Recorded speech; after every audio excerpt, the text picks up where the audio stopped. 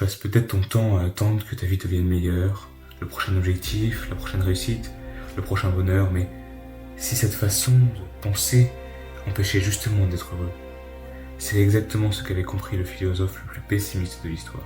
Et paradoxalement, c'est peut-être lui qui en a le plus à t'apprendre sur l'optimisme. Arthur Schopenhauer naît en 1788 dans une famille aisée. Son père est un riche commerçant qui rêve d'un avenir tout tracé pour son fils. Très jeune, Arthur parcourt l'Europe. Il découvre des villes, des cultures, des langues. Mais une chose l'intéresse bien plus que le commerce, comprendre l'être humain. Pourquoi certaines personnes semblent être heureuses alors qu'elles possèdent si peu, et pourquoi d'autres qui semblent avoir tout restent profondément insatisfaites. À seulement 17 ans, sa vie bascule. Son père meurt brutalement, sa mère, Johanna, devient une écrivaine reconnue et ouvre un salon littéraire où se retrouvent les plus grands intellectuels de l'époque.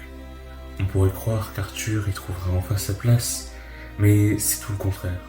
Leur relation se détériore au fil des années, les disputes deviennent de plus en plus violentes, jusqu'au jour où ils décident de ne plus jamais se revoir. À partir de ce moment, Schopenhauer se consacre entièrement à la philosophie. Il est persuadé d'avoir découvert quelque chose d'essentiel sur l'être humain. En 1818, il publie son œuvre la plus importante pour lui. Il se dit que ce livre va changer la philosophie, mais presque personne ne s'y intéresse. À la même époque, un autre philosophe fascine toute l'Allemagne, Hegel. Ses cours attirent des centaines d'étudiants. Ses idées dominent les universités et Schopenhauer ne le supporte pas.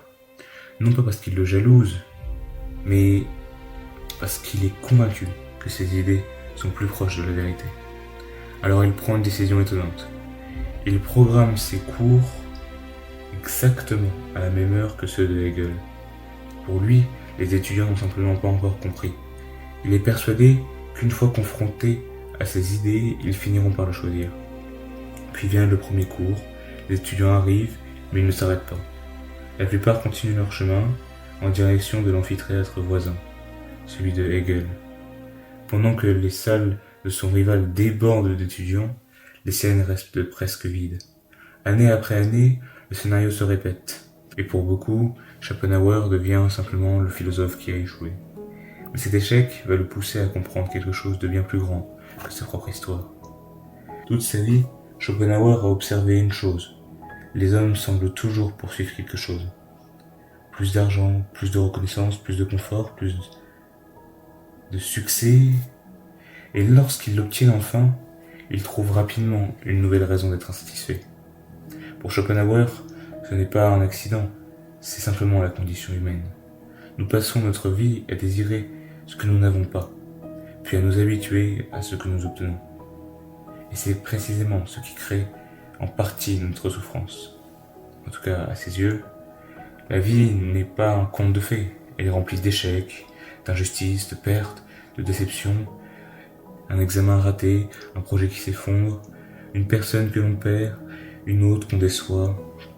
Aucun philosophe ne peut empêcher ces choses-là, et c'est pour cela que l'on considère encore aujourd'hui comme le philosophe le plus pessimiste de l'histoire.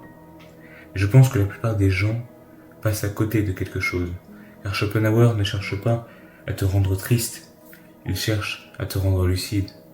Selon lui, une grande partie de notre souffrance vient du fait que nous attendions de la vie ce qu'elle ne pourra jamais nous offrir. Une existence parfaite, sans difficulté, sans frustration, sans douleur. Et si cette vie n'existe pas, alors passer son temps à l'attendre ne peut conduire qu'à une chose, la déception. Et c'est là que son pessimisme devient étonnamment optimiste. Car le jour où tu acceptes que la souffrance fait partie de l'existence, tu n'as plus besoin de passer ton temps à te demander pourquoi elle est là.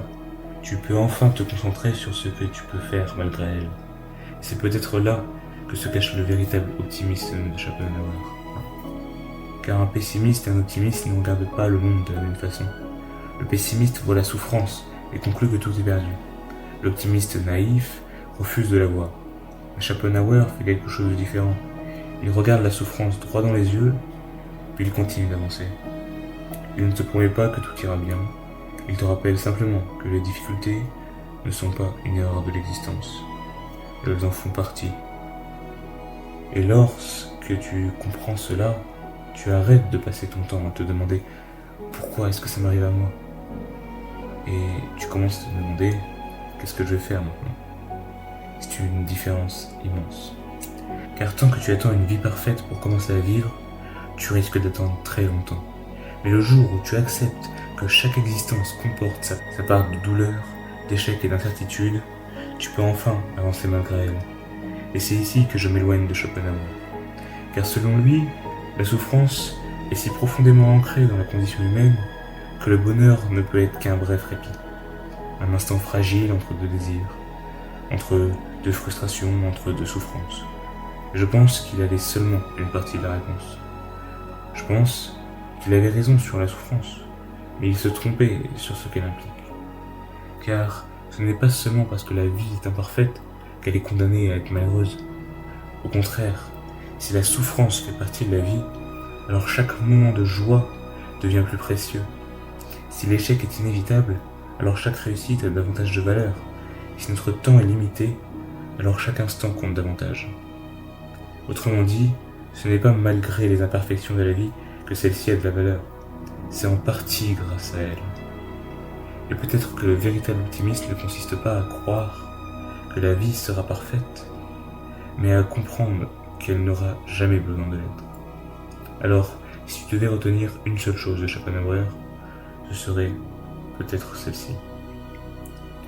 N'attends pas une existence sans souffrance pour commencer à vivre, car la vie que tu attends n'existe pas. Mais celle que tu possèdes déjà peut encore être extraordinaire. Schopenhauer est souvent considéré comme le philosophe le plus pessimiste de l'histoire. Pourtant, je pense que beaucoup passent à côté de sa véritable leçon. Il a compris quelque chose que la plupart d'entre nous refusent d'accepter. La souffrance n'est pas une exception, elle fait partie du voyage. Et c'est précisément pour cela que nous passons tant de temps à nous battre contre elle. Nous pensons que la vie devrait être plus simple, plus juste, plus facile, alors que chaque difficulté nous semble anormale. Mais si elle ne l'était pas, si les obstacles n'étaient pas le signe que tu es sur le mauvais chemin, mais simplement le prix à payer pour avancer, alors tout change. Car tu n'as plus besoin d'attendre que les problèmes disparaissent pour vivre. Tu peux vivre malgré eux. Et c'est peut-être ça, le véritable optimisme. Non pas croire que la tempête n'arrivera jamais, mais comprendre que même sous la pluie, il reste une route à parcourir.